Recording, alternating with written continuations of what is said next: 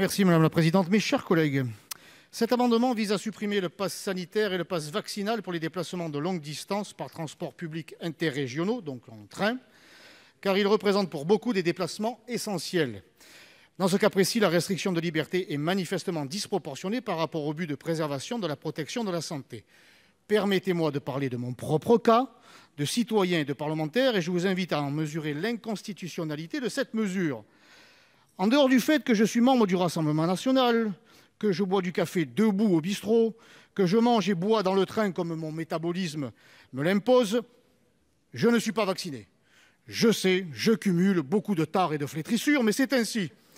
Je devrais donc, dès la semaine prochaine, prendre ma voiture pour faire 8 heures de trajet aller et 8 heures de trajet retour pour examiner la loi, voter et contrôler l'action du gouvernement. Avouez, mes chers collègues, que le bilan carbone, parce qu'en plus, je roule au diesel, je sais, je suis un véritable criminel. Le bilan carbone humain et pécunier de cette opération est scandaleusement disproportionné.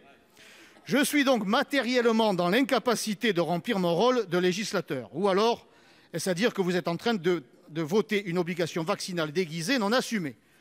Pas le droit de monter dans le train parce qu'on n'est pas vacciné. Pas le droit de prendre la voiture, ce serait se rendre coupable d'un écocide.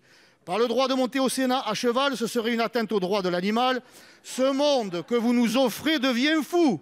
Vous ouvrez une boîte de Pandore, on va tous finir à pied, mais jamais en marche.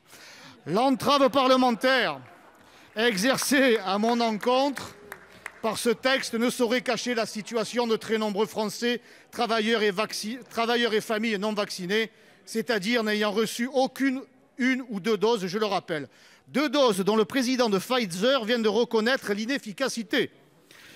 Puisque j'arrive à la fin, si vous me le permettez, madame la présidente, je rajouterai que la SNCF a déjà bien mal en point à annoncer une suppression de 10% des TGV et 20% des intercités à partir de cette semaine.